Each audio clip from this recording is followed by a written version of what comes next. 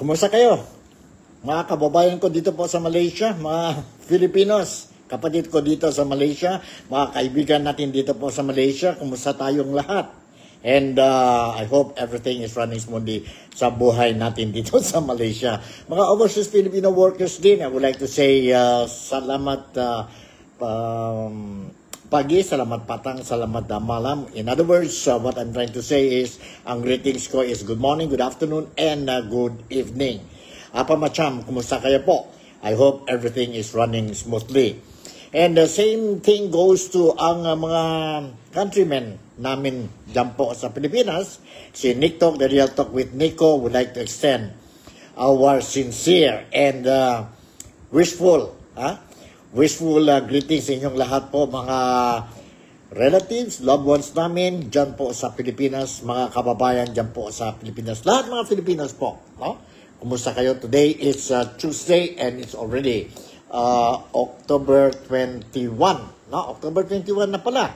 Malapit na naman ng sahod natin dyan po sa Pilipinas at saka ang sahod namin dito din po sa Malaysia. Alright, ganun pa rin. Ngayon, ang weather condition dito sa Kota Kinabalu, I can see or we're experiencing a shower, no? Shower. I hope it will not be heavy rain mamaya, no? Like what happened yesterday, na masyadong malakas ang ulan dito.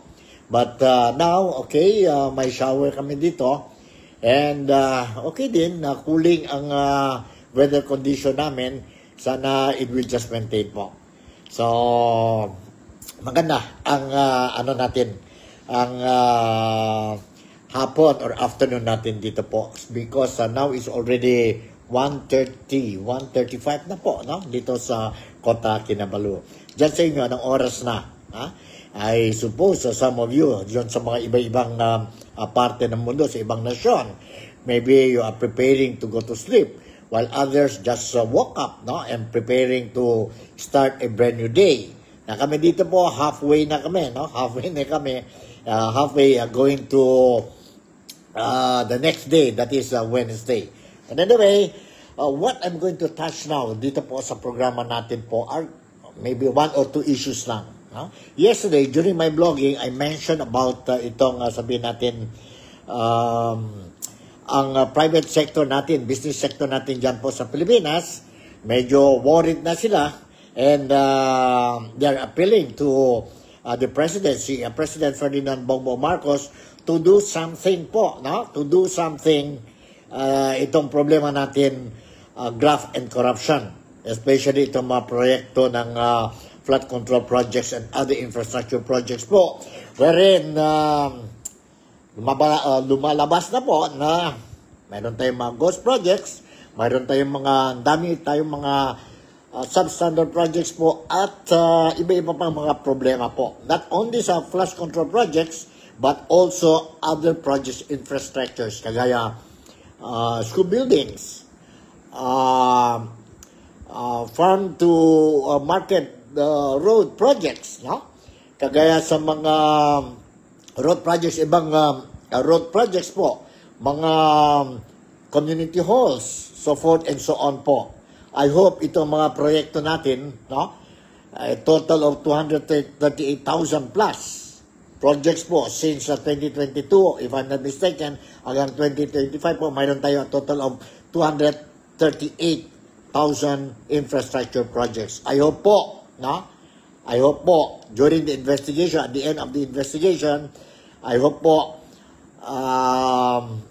itong mga projects po are completed, majority of them completed, completed properly po. Ibig sabihin, when I say properly, ibig sabihin po, they follow the specification ng proyekto po. Ang mga materyales, ang completion date nila po, hindi delayed, so forth and so on. Because the way we are looking at now, with this investigation ng Independent Commission for Infrastructure, and of course, ang previous investigation, I hope it will continue, ang investigation ng Blue Ribbon Committee ng Senado po, no? Marami tayong problema dyan. Marami tayong problema dyan sa mga proyekto sa Pilipinas. And sino-sino involved? Ang mga involved dyan po, sad to say, names of senators, mga legislators natin, mga lawmakers natin, senators, ang mga pangalan nila lumabas. Ang mga pangalan ng mga congressmen, names of members of the House of Representatives, names of a government, officials holding top positions po, and of course, dyan po sa agencies and department ng gobyerno, ang dami yun po. And of course, when we talk about projects, of course, mayroon tayong mga irresponsible, greedy contractors po. But let's not put all the blame sa mga contractors, because contractors will not dare to do this kind of big scandal kung wala silang support coming from, of course, government officials, departments, government departments and agencies. Of course, government agencies and departments, ang mga tao may posisyon, malaking posisyon sa gobyerno po, they will not be daring enough to do this kind of big scandal if they don't have the support from their higher-ups. It could be legislators. It could be legislators. See? So, yesterday, I was touching on the issue of itong private business sectors natin sa Pilipinas. So, I'll be talking about it later on, konting comments dyan po. And I hope kung may time kayo po, ponder about this issue po, and kayo nang bahala po to judge. And maybe kung may mga brighter proposals kayo po on how to solve this graft and corruption problems, cancerous graft and corruption sickness or problems mayroon tayo sa Pilipinas, maybe you can share it with me dito po sa programa natin, Nick Doc, The Real Talk with Nico, and let's see po, we will bring your suggestions, your opinions, or your comments po to the proper authorities. And we hope that they will lend their ears to us po, dito sa Malaysia, mga Filipino communities. But anyway, talking about graft and corruption, kailangan isolve natin dito po. And we heard, narinig ba kayo, mga kababayan ko dito sa Kota Kinabalu o dito sa Sabah, narinig ba kayo po na mayroon daw mga individuals, yung mga tao involved dito po sa corruption po, dahan-dahan na po, naghingi ng tulong sa iglesia natin o sa mga churches natin po, church leaders natin. So they're not only asking for political advice, but they are asking for forgiveness and proper guidance from the church. Wala naman problema yon. Wala na. It's but normal, and saludo din ako po for those people who did something.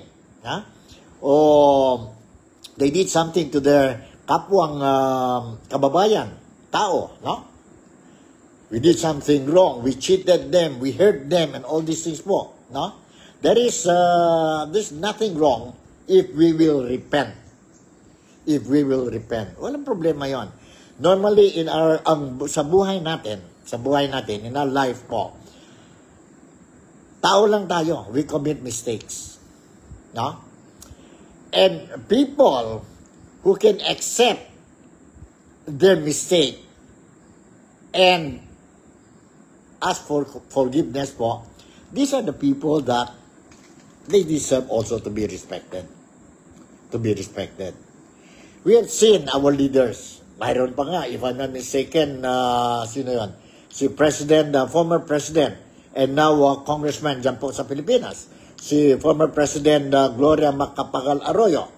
Remember what she said? I am sorry. So, ang mga Filipinos, because we are God-fearing people, because we are forgiving, so, what we did is, forgive her. Mayroon tayong mga presidente like former President Rodrigo Roa Duterte,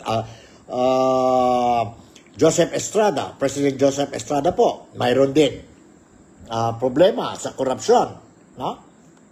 sa korupsyon. So, bilang isang tao accepting or, we accept that we are not perfect, ang gobyerno, ang presidente natin, gave pardon to former President Joseph Estrada. Na-pardon po. And he became a free man. No? Mayroon din tayo, sino ito? Si former President Fidel Ramos. Do you still remember the case of Senator? Now Senator Ruben Padilla. He was caught and he was found guilty for illegal possession of firearms. He was put to jail. But he was pardoned by former President President, the late Fidel Ramos po. Forgiving. Let's say, for example, si former President Rodrigo Roa Duterte. After a big hoo-ha, how many decades po? 1 or 2 decades or even 3 decades po. Nobody wants to forgive the former late President Ferdinand Romualdez Marcos Sr. They don't want even for him to be buried dyan po sa Pilipinas. But si former President Rodrigo Roa Duterte, being tao lang po, what he did was allowed for the burial of former President Ferdinand Romualdez Marcos po, Sr. sa Pilipinas. So yun po, no? Yun ang Filipino. Filipinos are not for nothing. Filipinos are great people. But do not abuse. Mayroon din tayo mga limitations. And once we ask for forgiveness, once we ask for forgiveness, dapat lang po, we have to show to the people, to the public, our remorse. Now, we sincerely regret for the wrong things that we have done against our fellow countrymen. No? Yun po. So now, nandito naman po, narinig natin itong mga several of these, sabihin natin, individuals involved dito po sa corruption. Very big scandal ito po, involving not only millions but trillions of taxpayers' money. Dahan-dahan na po, they are going to the church. Not to ask for political advice, but to ask for forgiveness and counsel. So, nakonsensya na sila po. And that is very good. But, ngunit, kailangan po itong mga tao, they are not going to the church seeking for another alibi. I hope they are not going to the church to seek alibi or another rason na po to get the sympathy of the public. No? I hope they are going to the church genuinely, sincerely, asking for forgiveness. I hope po. Ganon po. Bakit, why I raise this issue ngayon po? Dahil, lumabas po sa dyaryo, dyan po sa Pilipinas, lumabas na po itong storya. Itong storya po. So, kayo na bahala. But for me, if you ask my opinion, saludo ako, provided itong mga corrupt, mabuaya po, mabuayang personalities involved sa corruption. And dahil sa kanila, mahirap na ang buhay ng mga Pilipino ngayon po. Hopefully, it will turn the other way around. Kung wala na sila po. O kung nag-repent na sila po. Na lumabas na mga istorya po, kagaya dito sa isang legit media outlet sa Pilipinas. Ito po ang istorya lumabas sa kanila po sa Pilipinas. They come quietly sometimes in person, sometimes through intermediaries seeking not political advice, but forgiveness and counsel. Sekreto po. Some of them are going to the church. Ito po ang sabi ni Caloocan Bishop Cardinal Pablo Virgilio David. Sabi niya po, he said, some lawmakers involved in the corruption have turned to the church, troubled by their conscience, amid public outrage over government scandals. In an interview on the KC After Hours podcast released October 18, David revealed that several legislators from both the Senate and House of Representatives have approached him and the other members of the clergy for spiritual guidance. So, ibig sabihin, they went and see si Bishop David, si Bishop David, Bishop Cardinal David, to seek for guidance, counseling. This is what they are doing now. Spiritual guidance po. Some of them have seek counsel from us. Kasi mga what is this? Paano ito? Some of them have seek counsel from us. They seek our some counsels. The cardinal said, some of them seek counsel from us because they are also Catholics, and at the same time they get bothered by their conscience too. They seek out some counsel. Yun po.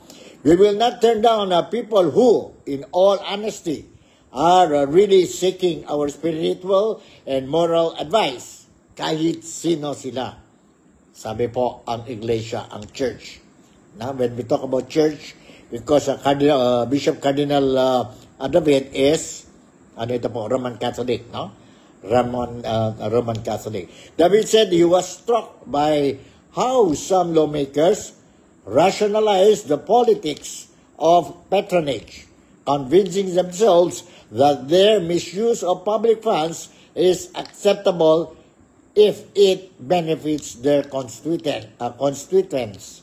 They sometimes try to justify it by claiming the funds will go to the poor or to their constituents, but naturally, some of it diverted into their own pockets. Totoo yan po. Totoo yan po. So, sa inyo po, do you think it's a good move? Itong mga buhaya, I'm sorry to say, itong mga buhaya po, dyan sa Pilipinas, who stole our taxpayers' money po, and this is how we are suffering now because of them. Sana lang po, now they are repenting ba? Or ang conscience nila hindi na kaya? No? Sana lang po, they are doing it sincerely. Sincerely. How you are going to prove to the people that you are doing it sincerely po?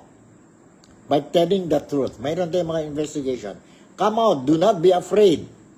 As the Lord says, ang Bible is saying, if may kasalanan tayo, and we are sincerely regretting po, huwag natin matakot to come out and tell the truth and repent, for God will always be with us.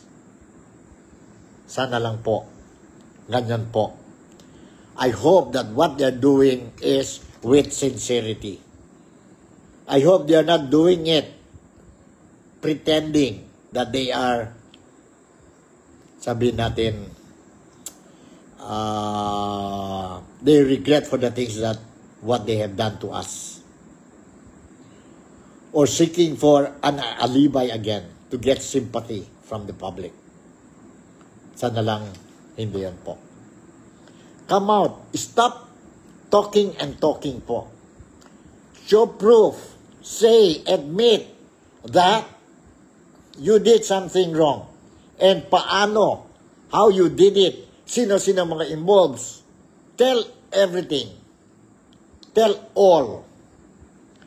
For in the eyes of God, you will be saved when the time will come for you to meet our Creator. And hindi lang yan po. If you do that thing rightly, the people will pardon you. For as long as we see there is sincerity. Pero kung ganon lang po, you go to the press releases left and right, and then go to the church, show to the public that you repented, pero wala din mangyari po.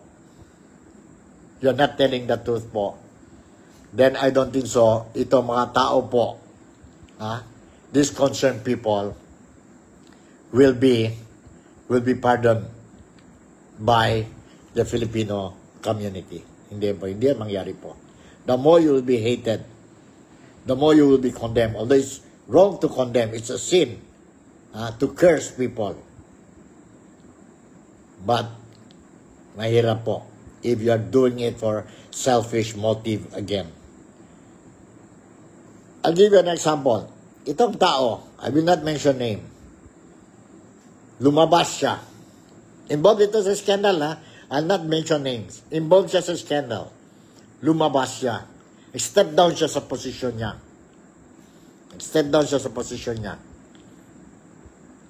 And then, attended the hearing. And then say, wala akong kasalanan yan. I'm not involved.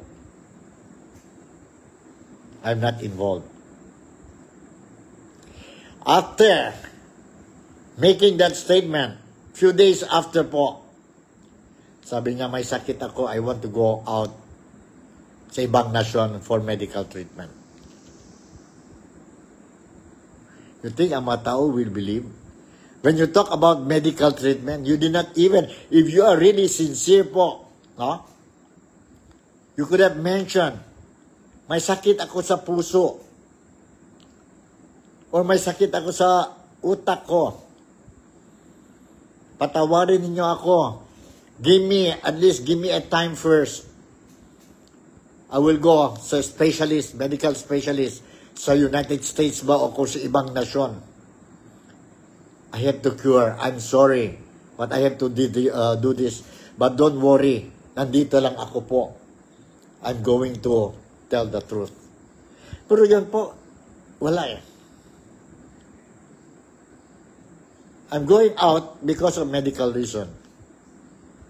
Is it sign of sincerity to the country?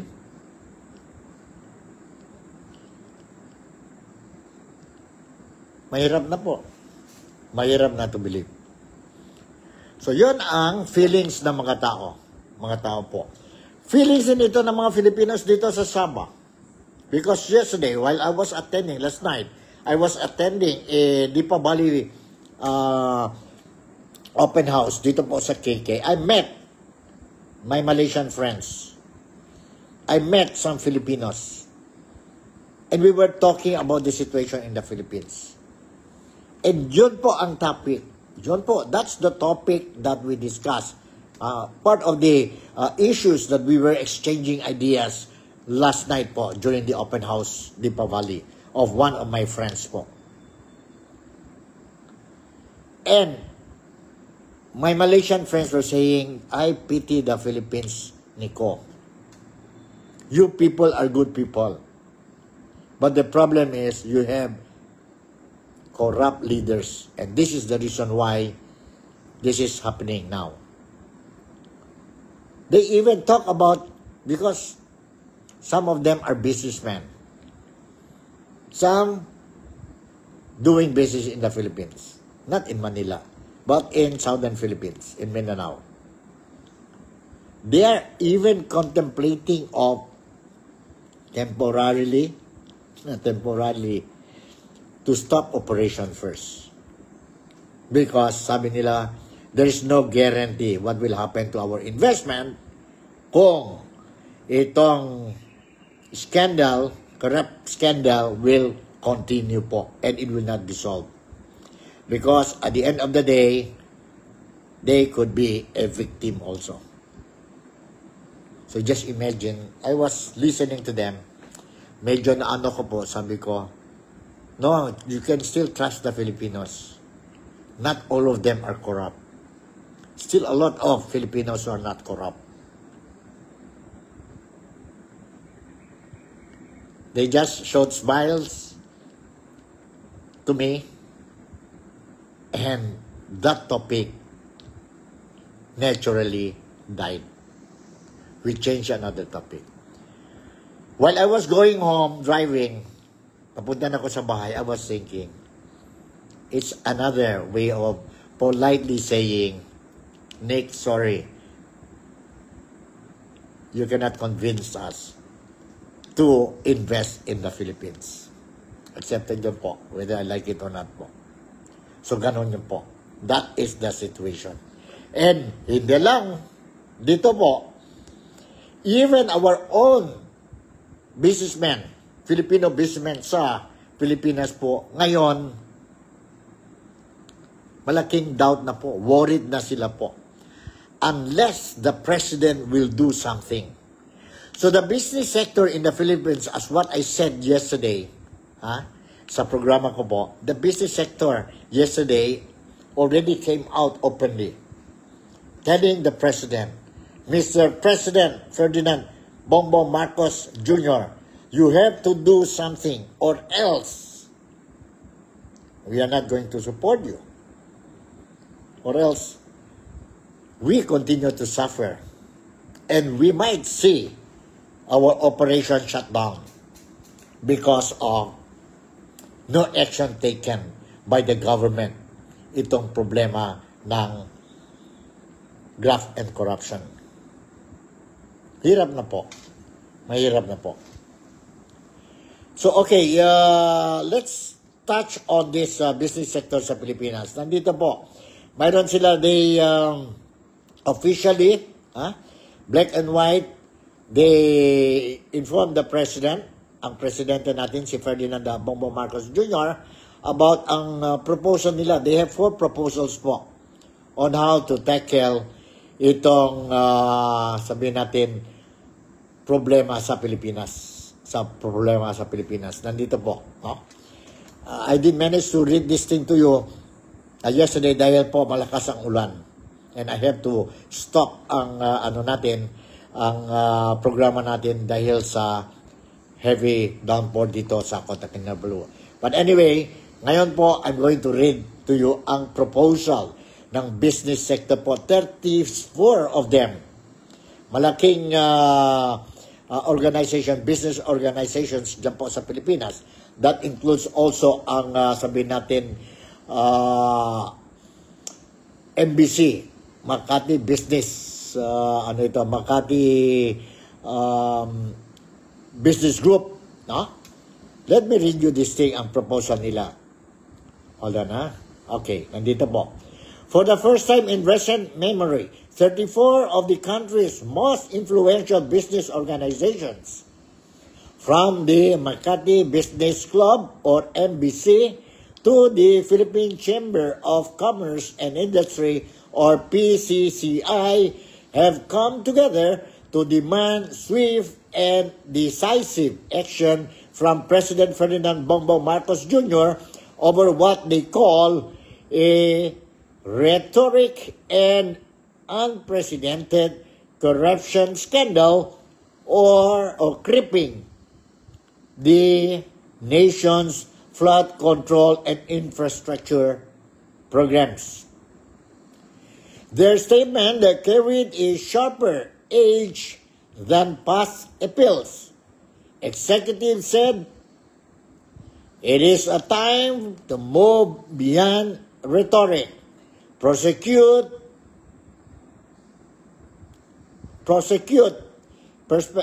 perpetrators regardless of ranks, claw back stolen funds, and disclose audits regularity or risk deeper damage to public trust and investment sentiment.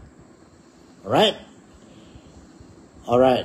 In their joint appeal, the group said, "We, the major business organization representing members across all sectors, large, medium, small, and micro enterprises, are co-signing this resolution, urgently calling on your administration," ibig sabihin, Marcos administration, "to address without delay the historic, massive, and unprecedented corruption scandal creeping our flood control and infrastructure projects, a crisis that has eroded public trust and now threatens our national security." Correct yan po. National security already po. This is now involved national security. Huh? Okay, nandito po. Let me read further ang statement nila. "We have contributed to the national funds through taxes locally and nationally and have paid additional assessment of taxes. We provided many fees to enable us to do business, yet trillions of pesos supplied and intended to protect our communities from disasters have been squandered through ghost projects, substandard work, and inflated contracts. This is more than financial loss. It is a fatal breach of public trust that leaves our people vulnerable and outraged," the business groups added. Correct yan po. Tama ng tama. Okay? Now, the business group proposed a 4-action plan for the President. Nag-propose sila ngayon po 4 na action plan sa Presidente. I hope the President will take serious consideration sa proposal nila po. No? Proposal ng mga business sector dyan po sa Pilipinas. Ano-ano yan po? 4. Alright. Let me read you the first one. Ang unang-una po, empower the Independent Commission for Infrastructure or ICI with full legal authority and independence to conduct a swift, comprehensive investigation free from political influence. Tama yan po. If you look at the ICI ngayon po, walang ngipin. There is no teeth. They cannot even cite in contempt ang mga resource person nila po. They don't even have the power to file cases against a certain individual. Supena po, limited. Ang ICI is more on investigation na po. And they will recommend ang findings nila po sa proper authorities, kagaya sa Ombudsman, sa NBI. Sila po, Sandigang Bayan. These are the authorities that can file cases against individuals. Alright? Diyan po, ang una-una. Ang una-una po. Okay, second proposal. The second proposal is, yan ha? Okay. Prosecute all those responsible impartially and without regrets of rank, positions, political affiliations, or personal relations. Those who are involved, sabi ang business sector, yun mga involved sa corruption po. The biggest scandal ngayon po in the history of the Philippines. Put them behind bars. Put them behind bars. regardless, they are your first cousin ba, your relative or whoever, or they are your party mates, or they are your business partners. Yun naman ang sabi ang presidente. From day one, after he exposed itong problema po sa flood control project sa Pilipinas during his SONA last June ba yun o July? Sabi niya, I don't care makinsino, basta involved, put them in jail. File charges against them. Yun po ang salita ng presidente natin. Kaya nga, natuwa ang mga Filipinos.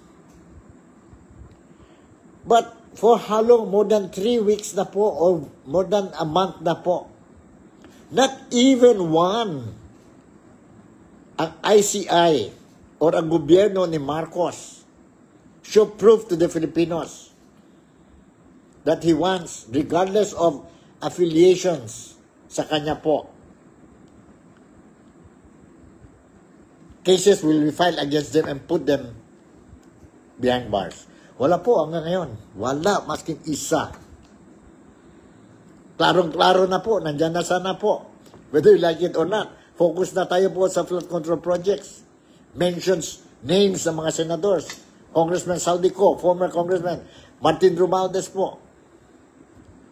And other congressmen and senators. But not even one. Not even one ngayon po behind bars. But ang poor Filipinos who just stole items worth few hundreds or 1,000 or 2,000 worth of goods,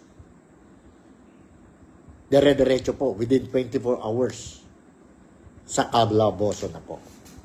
But itong mga tao with billions, trillions of money stolen from the government, from us, hanggang ngayon po, they're still free men. Why? Because of due process according to the government. My due process daw po, that is the right of the accused. Follow due process po. And we are studying, we are gathering evidences po para pag nag-file na kami ng kaso doon po sa korte po, it will not be, sabihin natin, thrown away because of technicalities. Kailangan po, tied ang natin, ang kaso natin. Airtight talaga ang kaso natin. Yan sabi ni President Bongbong Marcos. Kaya nga po, you see, hanggang ngayon po, nothing is happening. Kaya nga galit na galit ang mga Filipinos. Mr. Marcos, do you understand?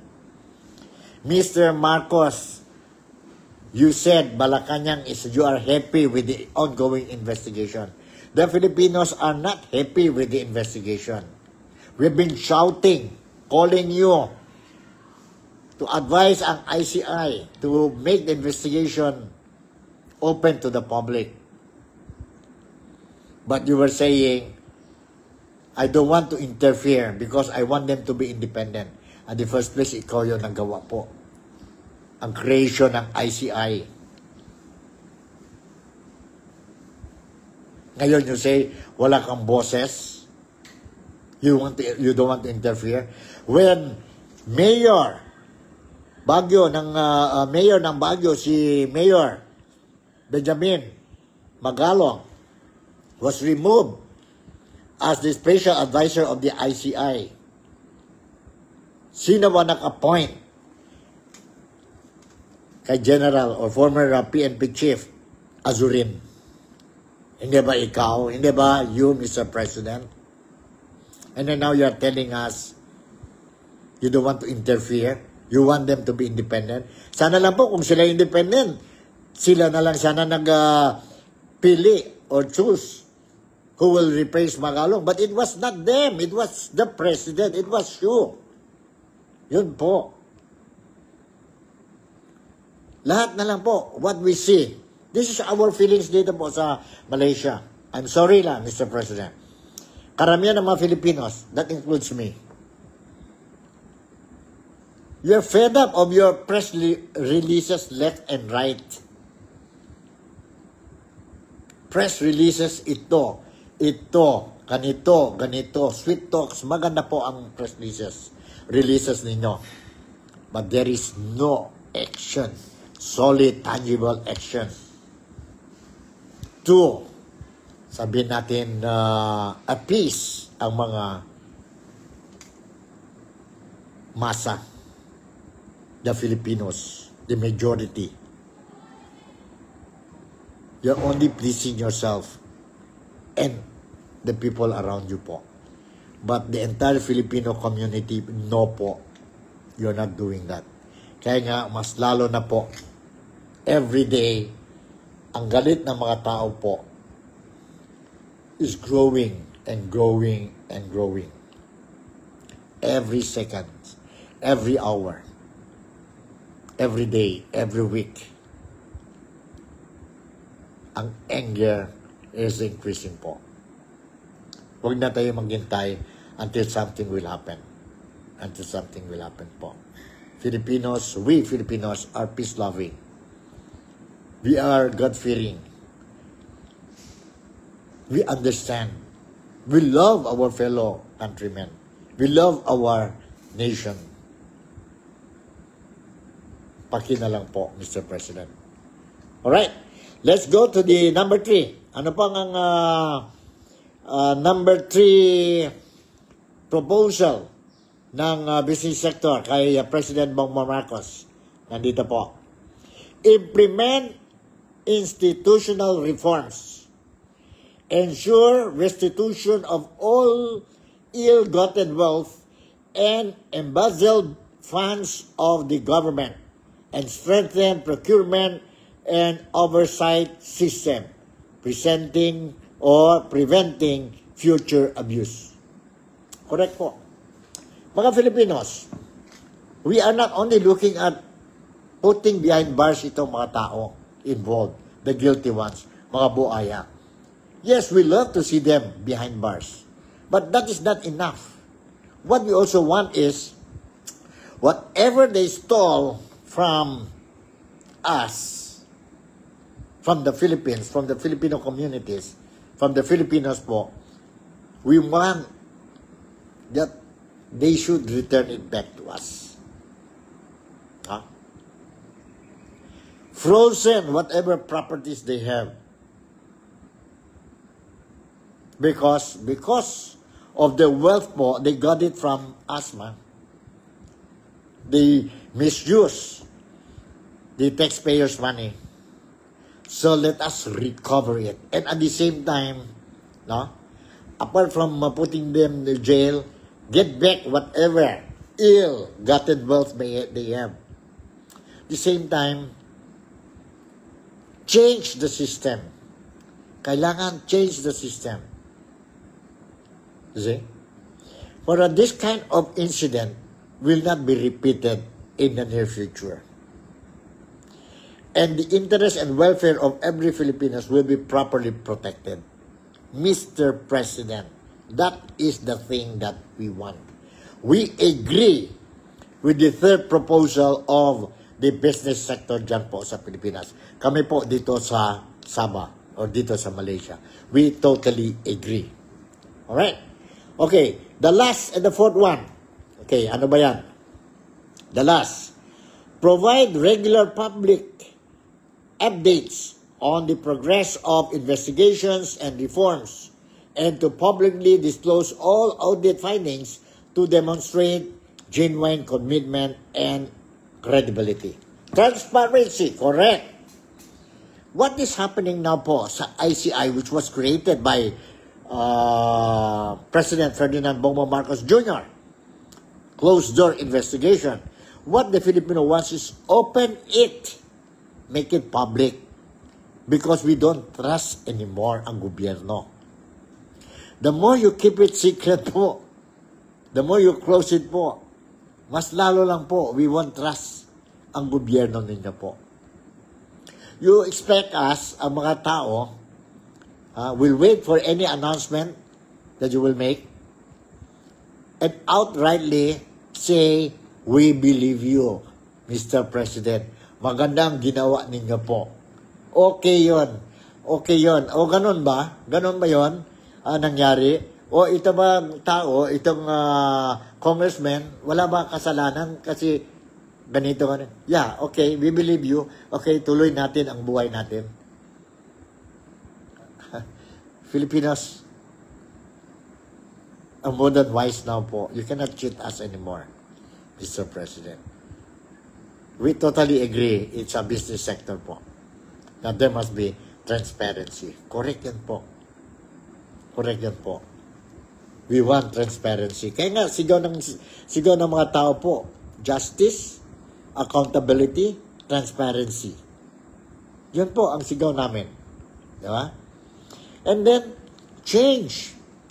Dapat may reforma po ang mga policies natin po. Tighten it up.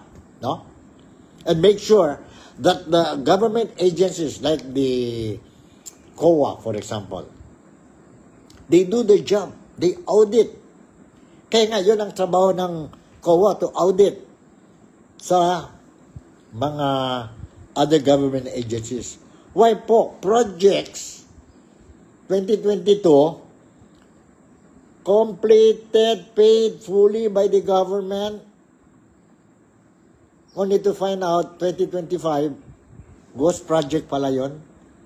So it means ang COA, either they are also involved or they did not do the job. Because DBM will not release or any payment, the government will not pay to the contractor kung walang mga signatories from those people who need to sign to confirm that the project completed, everything ran smoothly, blah, blah, blah. It means wala yung check and balance. 2022 ang project. Ngayon, lumabas itong issue. Sabi ang COA, we don't know, we're not aware. We will be investigating. Now, what have you done? 22, 23, 24, 25. Diba? There is something wrong. Kaya nga, Mr. President, sabi ang business sector, and we support, kami dito, mga Filipinos asawa, we support. There must be reforms sa sistema natin, ang mga policies natin po. That we totally agree. And sana lang po ang gobyerno, si Mr. President, will listen. Seriously po. Alright, Mr. President, we strongly urge you to act decisively to signal your administration's genuine commitment to justice, integrity, and accountable governance, the business group said. Okay, listen carefully again. In ending, sabi ang grupo kay Mr. President Ferdinand Bongbong Marcos Jr., Mr. President, we strongly urge you to act decisively to signal your administration's genuine commitment to justice, integrity, and accountable governance. Yun po ang reminder ng mga business sector, of which kami din po dito sa Filipino community, dito po sa Sabah, dito sa Malaysia, we totally support with that kind of statement coming from the business sector. We totally agree. So yun po. Yun ang sitwasyon ngayon po sa Pilipinas. Ito ang latest developments natin. Now, before I will conclude or tapusin ko itong programa natin ngayon po. Today is Tuesday, October 21. Let me inform you that I am trying to get some more information regarding itong SALN po, which will be open to the public na po. What is SALN? SALN is the statement of assets, liabilities, and net worth. Kailangan yun po lahat, mga politicians, congressmen, senator, congressmen, governors, all elected politicians as well as itong government officials po, no? They have to submit their SALN.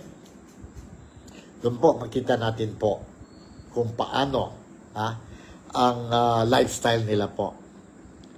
But it doesn't guarantee po na everything there po, no? Sa SALN po, everything will be true. Mayroon talaga yun po mga questions yan po. Lumabas na ang SALN ni Senator Ontiveros, si Risa.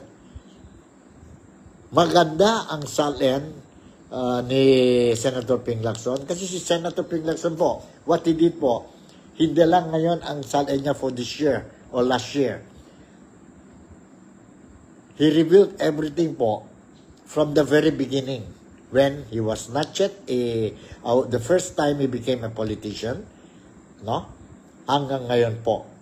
And he explained na mayroon mga insidente, tumaas ang net worth niya po dahil sabi niya may negosyo ako that time, blah blah blah blah. Ganon niya po. Na-explain talaga.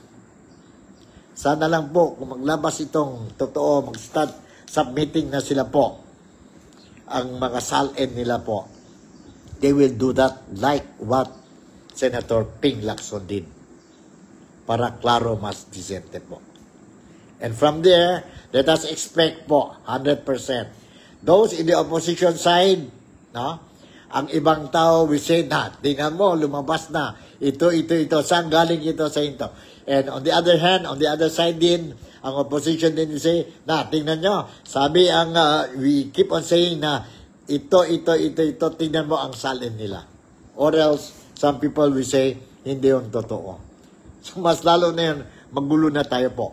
While the graft and corruption on flood control project is going on, mayroon na naman diversionary technique na po. It will now change again ang attention ng mga tao po dito naman sa SALN. Sana wag yan mangyari po. Sana ang mga investigador dito sa flood control project will focus and show to us na ano talaga po, na these people will be paying for the crimes they have committed.